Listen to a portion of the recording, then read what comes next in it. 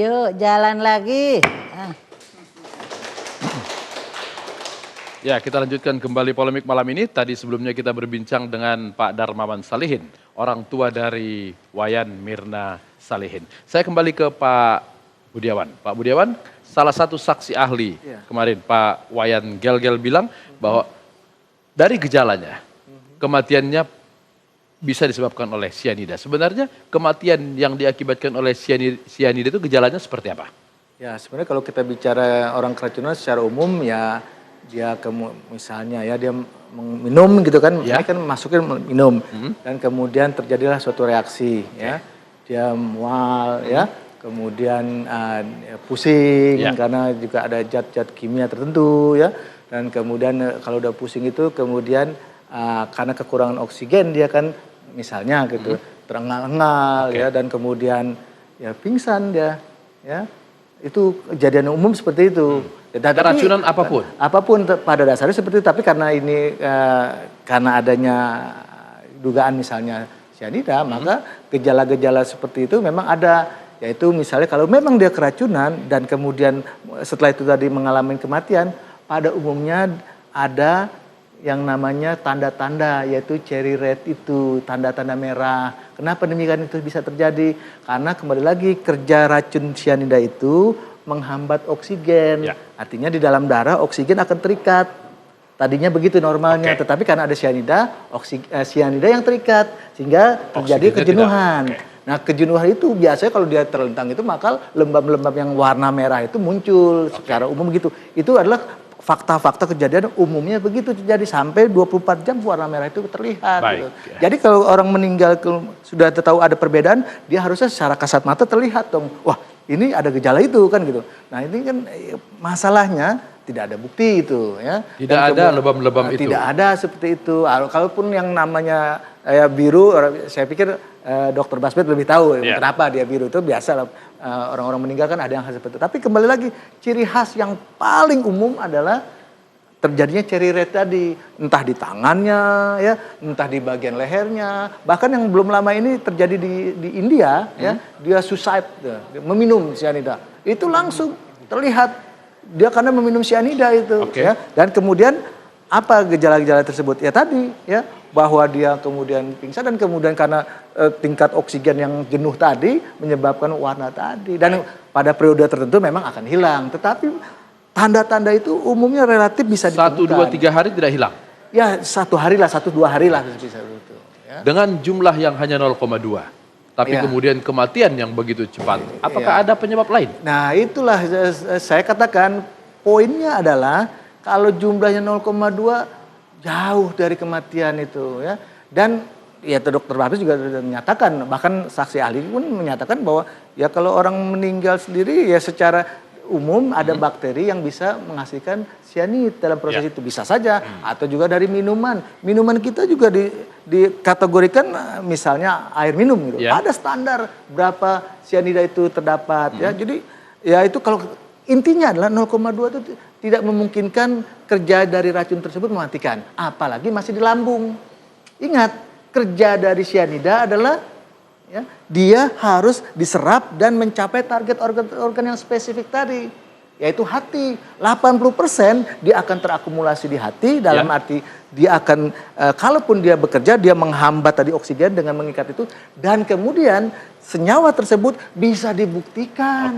Itu persoalannya. Pembuktian itu harus lengkap. Jadi harus ada di darah, harus ada di hati dalam pengertian ini, kemudian di limpa ya. Kemudian yang terpenting juga kalau namanya proses tubuh ketika keracunan, tubuh berusaha mendetoksifikasi. Itu udah sifat alamiah. Mendetok dengan cara keluar bisa? Dia muntah? tentunya merubahnya. Ya, artinya merubah menjadi tiosianat itu. Nah, tiosianat itulah yang kemudian akan bisa diidentifikasi melalui urin. Ya, kenapa dia bagian yang diekskresi dan itu wajib dilakukan. Kenapa? Karena relatif stabil dia. Itu jadi harus pembuktian itu harus ada supaya kita yakin firm karena secara protokol dan secara umum keracunan sianida, kematian sianida kalau memang akibat itu ada parameter itu harus jelas. Dan pembuktian itu hanya bisa lewat otopsi. Nah, ya otopsi jelas ya. Atau dengan kata lain dia ambil sampel cairannya darah ya, Oke. atau dia dalam urin, ya, dan kemudian juga dalam hati. Oke. Dan kalaupun tidak ditemukan cyanida, anggaplah itu, ya, dikatakan dia akan berubah menjadi namanya tiosiana tadi, biomarker ini. Baik. Ini juga tidak ada. Nah, ini yang jadi membingungkan dalam pengertian keahlian saya gitu kan, seperti itu. Baik, Itu oke. persoalannya. Saya ke Ibu Basbet lagi. Tadi Pak Darmawan bilang bahwa ini dibawa ke Keramat Jati, kemudian ada dokter-dokter lengkap di sana. Apakah keputusan untuk tidak otopsi, tapi hanya mengambil cairan dari lambung itu sudah bisa dipastikan untuk mendapatkan contoh? Gini ya, seperti tadi saya katakan bahwa di forensik itu yang ada selama ini golden standarnya adalah otopsi atau tidak. Tidak bisa setengah otopsi? Parsial otopsi tidak diakui. Tidak diakui. Seperti itu. Karena bagaimana membuktikan bahwa itu tidak ada kelainan jantung atau dan lain-lain seperti itu. Tidak diperiksa. Nah, ini yang saya tidak tahu ya. Tadi seperti dikatakan bahwa di otopsi jam 11 kurang lebih. Kemudian pagi-pagi dikatakan bahwa itu adalah sianida. Padahal Pagi sebelum otopsi? sesudah otopsi. Sesudah, oke. Pagi.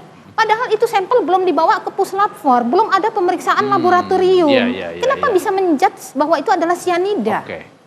Seperti itu. Oke, dalam proses sebelum sampai ke persidangan, Mbak Dea, apakah bolak-baliknya kemarin dari polisi ke kejaksaan itu menunjukkan karena ada bukti-bukti yang tidak pas? Secara umumnya adalah berkas itu harus lengkap, kemudian diperiksa oleh jaksa sehingga jaksa bisa menyusun surat dakwaan. Ya.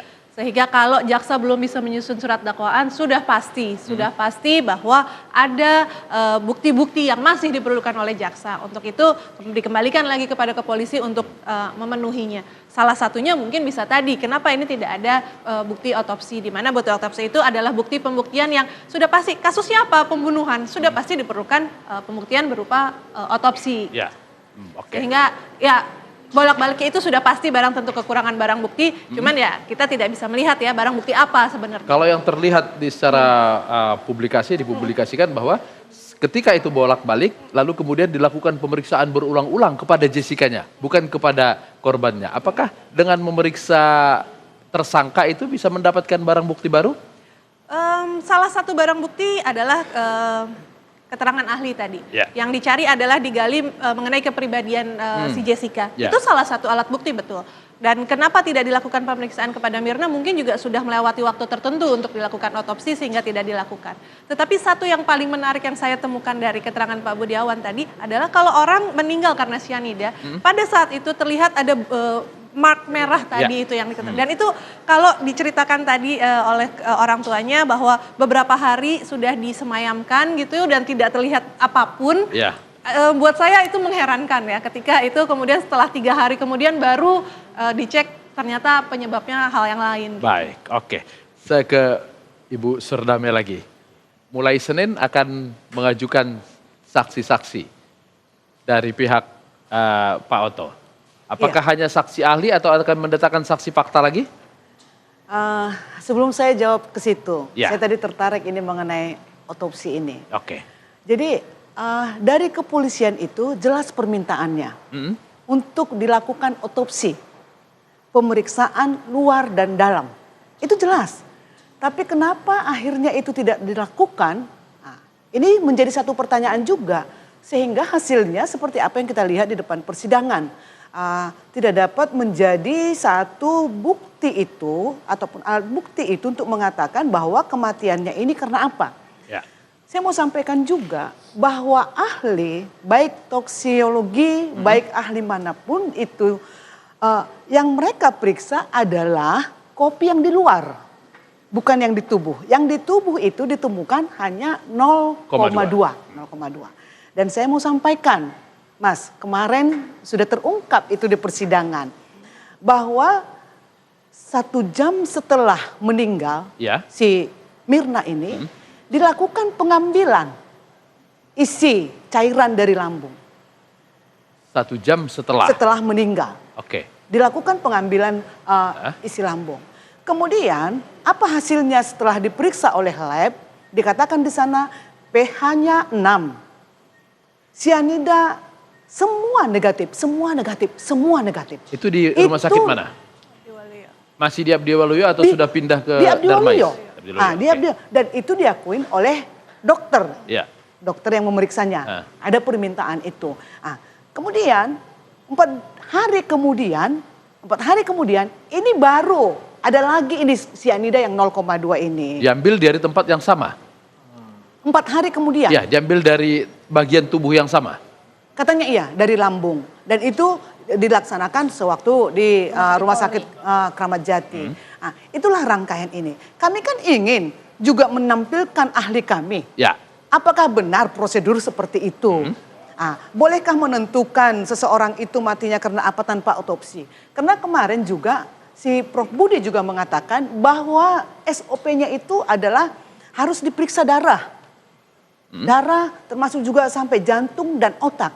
Tapi dia katakan loh, daripada tidak ada akar, tidak ada rotan, akar pun Akar jadi. pun jadi. Jadi Artinya tetap bergantung kepada cairan yang pertama tadi? iya, jadi maksudnya gini, memang semua prosedur itu memang tidak pas, tidak sesuai dengan SOP. Tapi daripada itu pun tidak, ini ya kita anggap sah juga lah ini bukti ini. Oke. Ini kan membuat jadi keliru. Jadi kami perlu dong ahli kami, baik juga dari ahli pidana cara pengambilan barang bukti, alat bukti, baik juga mengenai bagaimana cara Ahli proses toksologi untuk juga keluar? toksologi dan semua kami akan tampilkan itu Baik. juga. Oke. Karena kesempatan kami baru nanti mulai tanggal Hari 5. Senin. Ya, gimana Pak Budiawan? Wah, itu menarik tuh saya. Jadi jelas itu, jadi ketika 1 jam setelah meninggal dikatakan tadi ya, pengambilan cairan lambungnya dilakukan dan kemudian diperiksa hasilnya negatif. Wah, itu udah konkret itu. Tidak mungkin lagi kita bicara. Saya ke sana sebentar. Apakah fakta itu dari dokter atau ada dalam BAP kepolisian? Dalam BAP. Dalam BAP. Dan itu jelas disebutkan hasil pemeriksaan. BB1 ini, BB2 ini, BB3. Kemarin kan memang ahlinya mengatakan bagaimana prosedur daripada pemeriksaannya. Ya. Tapi kan BB1 sekian sianida, BB2. Tiba giliran itu pH normal. Karena kalau yang untuk BB1 itu adalah kopi yang bekas yang diminum oleh itu pH-nya dibuat 13. Ini pH-nya 6. Baru selebihnya negatif. Oke, gimana Pak Budiawan? Jadi jelas di sini ya, kalau memang dia keracunan atau kontak dengan sianida, jelas pertama di lambung, minimal di lambung ya, harus bisa terdeteksi. Kalau dia memang kena, tapi fakta tadi 1 jam setelah kematian dan cairan lambung diambil, kemudian diperiksa dan hasilnya negatif, jelas itu tidak ada. Dan lagi yang menarik bagi saya ini adalah setelah 3 hari kemudian diambil lagi cairan lambungnya, kemudian dan ada. Lah dari mana itu? Oke. Ini menarik bagi saya. Apakah mungkin racun yang masuk itu berhenti di limpa, di hati dan segala macam, tapi yang ke lambung sedikit? Gini, masuknya dia, jalurnya atau paparannya atau kontaknya melalui minum. Minum itu akan melalui kerongkongan dan kemudian di lambung. Jadi lambung dulu baru naik ke atas. Baru nanti kemudian diserap. Nggak bisa berhenti dulu nggak bisa. Diserap ya, kemudian distribusi didistribusi oleh darah, cairan darah itu. Jadi kalau pertama saja sudah negatif, harusnya dan pasti hari-hari belakangan setelah semakin itu negatif. pun pasti negatif lah. Orang negatif di sini di lambungnya dan dia masukkan melalui lambung. Maka di cairan darah dengan sendirinya akan negatif dan itu memang benar kalau begitu. Jadi negatif di darah, negatif di urin. Ya saya pikir kalau seperti itu adanya, dari mana kalau gitu dikatakan penyebabnya sianida gitu. Jadi Bu Sordame udah ada nih saksi ahli yang meringankan. Coba Pong. Bagian coba Pong lagi. Kita berbusa-busa di sini. Yang kebayangkan sama Cepopong itu adalah suasana kebatinan dari 2 orang tua. Yang satu sebelah sini, yang satu sebelah sini. Kebayang nggak suasana kebatinan mereka? Yang satu karena khawatir betul anaknya yang melakukan, ya kan? Yang satu jelas-jelas sudah kehilangan anaknya. Betul sekali, Cik.